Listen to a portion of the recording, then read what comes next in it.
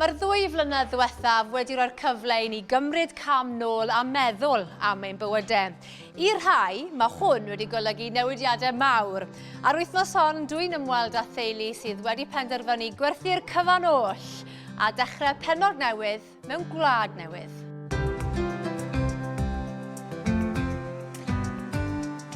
Mae teulu'r Griffiths yn ffermio anghylgroman fawr yng Nghwm Felin Mynach ers 34 mlynedd. Ym 1992, fe brynodd y teulu wartheg Limousin pedigree, ac o ganlyniad fe sefydlwyd Buches Mynach. Erbyn hyn, mae yna newid byd ar droed, wedi iddyn nhw benderfynu werthu'r fferm a'r Buches gyda'r gobaith o fyw yng nghartref enedigol y bryd, sef Ffrainc. Chi wedi gwneud penderfyniad mawr yn ddiweddar. Beth oedd y reswm am hynny? Lot o fe'n neud yw y type ni'n cadw fy'n yw type sy'n cael ei cynhyrchu yn Ffrainc fel. A wedyn mae gladyn wedi mynd fwy am siap a erbyn beth fi'n credu yn eriod am y lim fel. Fel o'n i mas dy gi brwso fyna, oedd bod ti 35 o incaf heffers yn cad fe, a oedd bod ti 10 milltir bant o'r tyd fe. A ni gofyn beth siwt mewn mynd i lloia nhw. A oedd e I sleep. A gadw nhw'n neud unan. Wel, fel lim ar lim wedi bod eriod. A mae bobl yn gladyn treul altro nhw gyfwy siap y bethau, wel, mae bethau'n mynd yn wrong wedyn, i fod yn onest i ti. Chi wedi penderfynu, chi'n gwerthu'r cyfan oll, y ffarm, y gwartheg, popeth. Oedd yna siom benderfyniad anodd i'w wneud? Ydy, wel, y trwbl yw, pan ti'n mynd i Ffrainc, fel ti'n ffili mynd yn ôl eiffau exports at all fel dy ti. So wedyn fel licen ni'n mynd i'r ein i gyda fi, ond os ti'n ffili mynd yn nhw, ti'n ffili, so mae'n rhaid meddwl beth ti'n neud, a wedyn mae'r ferch yn gweithio fi, ti'n un o'r hyrs gorau yn y glad y ti, challenge i ti nawr wneud yn un beth yn Ffrainc. So fi'n licio eich challenge, fel? Oed, yn sicr. Pa mor wahanol yw Ffrainc wrth gymaru â Chymru? Wel, lot o bethau mynd yn wrong yn gladyn. Fi'n gweld gyda'r NVZs a'r TB a bethau. Mas yn Ffrainc fel mae'r llywodraeth yn helpu'r ffarmwr lot fwy. A mae'n glad mor anferth. Mae digon y lle, digon y ddiar i gael yna. So mae'r ddiar wedyn yn hanner pris beth yw'r gladyn. So os nad ydych chi'n gwneud beoliaeth mas yna, mae rhywbeth yn bod yn ni. A obviously bach o gwyn coch, fel fe, fan rŵj. Mae'n helpu. Mae'n helpu lot. Mae Buches Mynach wedi bod yn llwyddiannus dros ben ers ei sefydlu, ac wedi cipio gwobrau di-ri mewn sioeau ar draws y wlad, gan gynnwys pencampwriaeth y bryd, prif bencampwriaeth y Peiri a grŵp o 5 yn sioe Frenhinol Cymru 2008 gyda'r Rhonllwyn Fandal. Dyma'r anifail cyntaf i wneud hyn. Ac yn 2004 ennill prif bencampwriaeth y sioe, gyda tharw wedi ei fagu ei hunain, Mynach Sporty. Hon, Dafydd, Mynach Loti yn un o'r ffefrynnau o bosib? Ydy, mae'n un o'r dag gorau yma. Mae'n gyd wedi bod yn grŵp o 5 o roi Welsh y bethau llinach dda fnadw dyn ni dros y blynydde fel. Sut mae arddangos yn helpu'r Buches, ti'n meddwl? Pan ni wedi bod yn siow yn ysblynydde fel, ni wastad yn gweud bod ni'n mynd 5 yn fel mas lenni, wel blwyddyn ar ôl ni 1 o'r 5 yn mas, o'n ni wastad yn mynd rhywbeth wahanol trwy'r amser. Cadw nhw'n ffres? Cadw nhw'n ffres, a mae'n mynd yn diflas, ti'n Boston, pan ti'n ennill trwy'r amser un yn ifel, mae'n mynd yn laborious fel nhw wedi fe. So mae'n neis bod ti'n rhywbeth ffres mas, a wedyn mae pawb yn meddwl, mae bobl bach o depth o pedigree y boen fel fe. Mae'r amser wedi dod i wneud y paratoiadau munud olaf ar gyfer yr werthiant. Mae siŵr o fod llwyth o waith i baratoi ar gyfer yr werthiant fel hon. Ydy, mae'n golchi nhw, trimo nhw, ond mae'n bleser i gweithio ar y nifel tywel, so mae'n neud y job yn lot haws. How will the emotions be on Saturday? Oh, I don't know. Getting emotional now. It can't be easy. No, it's going to be hard. Yeah. Sorry, I don't know why I'm crying. It's understandable, though, isn't it? Because it's been a lifetime of breeding, but you've tried a few things over the years. Yes, yeah. I'm a trained chef by trade. I trained in Cornwall, where I come from.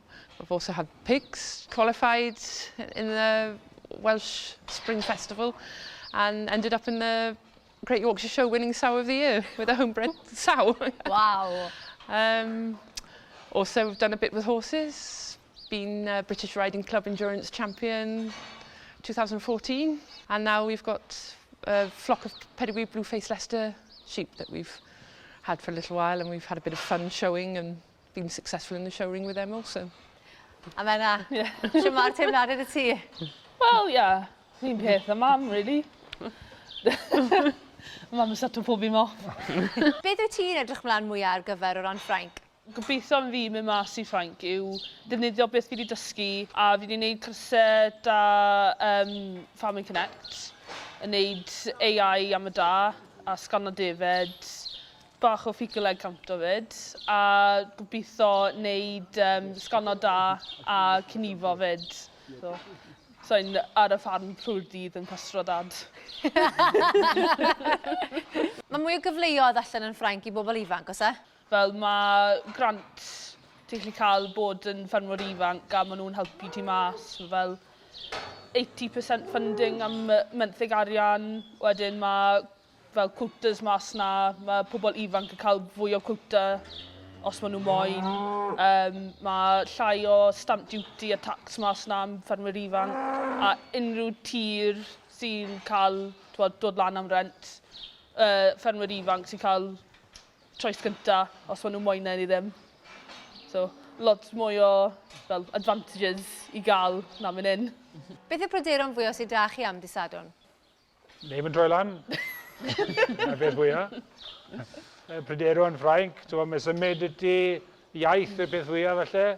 Ond ni di moyn neud ers blynydde mawr a os nad i'n neud e nawr, so ni byth yn neud e.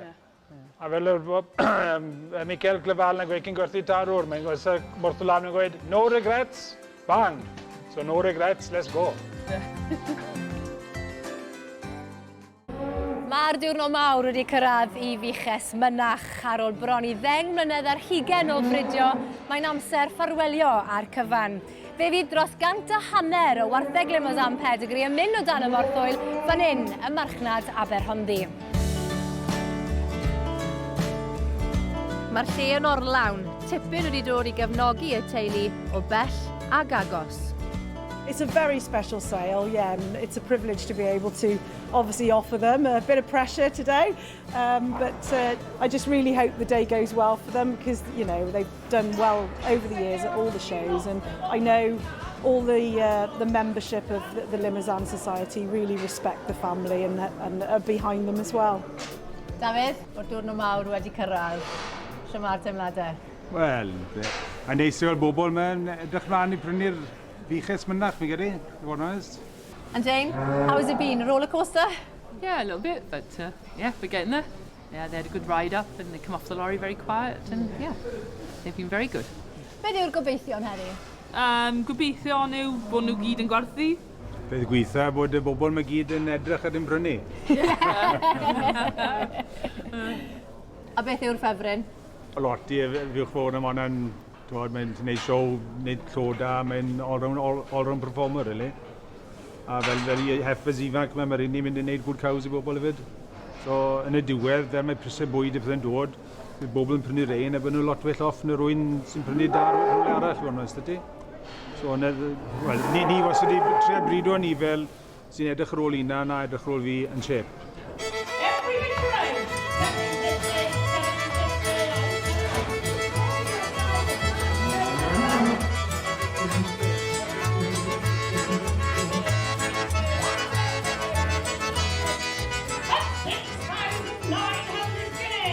Mae wedi bod yn ddiwrnod da. Y tarw Mynach Otis yn gwerthu am y pris uchaf o 6,000 guinea 900. A'r fuwch a llore yn gwerthu am 5,400. Yn gyffredinol, maen nhw wedi cael sêl fach eitha da. Ar yr ochr arall, mae'n golled i ni yn yr ardal o golli brydiwr da. Yn golled i ni yn y clwb, a colled hefyd yn y sioeau, a amser ni'n mynd i ambell i sêl. O bod yn cwmni y teulu Mynach o hyd yn sbri i weid y lleia. Dim yn aml mae'r cyfleoedd i gael y genetics o safon hyn yn aml. Rhan fwy o'r amser, chi'n cael cyfle i prynu felly rhywbeth mae rhywun yn hapus i werthu. Dim y pethau chymod mae pobl eisiau i gadw. Bydd hi yn rhyfedd iawn hebddyn nhw, cos da ni wedi mwynhau cwmni nhw yn sioeau, yn arwerthiannau, bydd yn golled fawr ar eu holau nhw. A chi wedi prynu? Ie, do. 20 mlynedd wedi mynd a ddari ni wedi prynu heffrod neu dda ddiwetha. Ond o hwn yn gyfle ar hyd dda i fethu. A wedyn ni, tra bod ni wedi prynu ac wedi helpu ychydig ar y sêl, mae'n rhoi look dda iddyn nhw yn ei menter newydd. 1950, 1950, 1950, 2000. Beth chi'n meddwl o'r safon o wartheg sy'n yma heddi? O, nes diol, mae wedi bod ar hyd y blynydde. Ac mae wedi bod gyda'r gwartheg un mor hir yn dwi. A wedi bod yn frwdfrydig iawn yn y bryd ar hyd yr amser. A fi'n dymuno pob llwyddiant yn nhw yn ei bywyd newydd, dwi. A'r iaith newydd. Ie, mae hwnna'n mynd i fod yn hyn, dwi. Mae wedi bod yn braf i weld cymaint yn cefnogi'r arwerthiant, ac mor anodd oedd i weld y gwartheg yn gadael, mae'r teulu'n edrych ymlaen at yr her newydd sydd o'i blaenau. Mae lot o breeders wedi prynu da bethau, a os eith nhw mlaen i ennill y rai Welsh neu bull sales yn rhywbeth, bydd rhoi lot o hyder i ni, fod nes di. They all win, so that's the main thing. Looking forward to the next chapter now. Yeah. Tell us what you're doing on Monday then. Oh, we're going farm shopping in France. So, yeah, that'll be exciting. Pressure on nawr. Pressure on. Wedyn, gobeithio symud mas ar ôl haf wedyn yma. Diwedd y blwyddyn. Os mae popeth yn cwmpa mewn I lle. A Hannah, ti siŵr fod yn brawd iawn yn nhw gyd? Ie.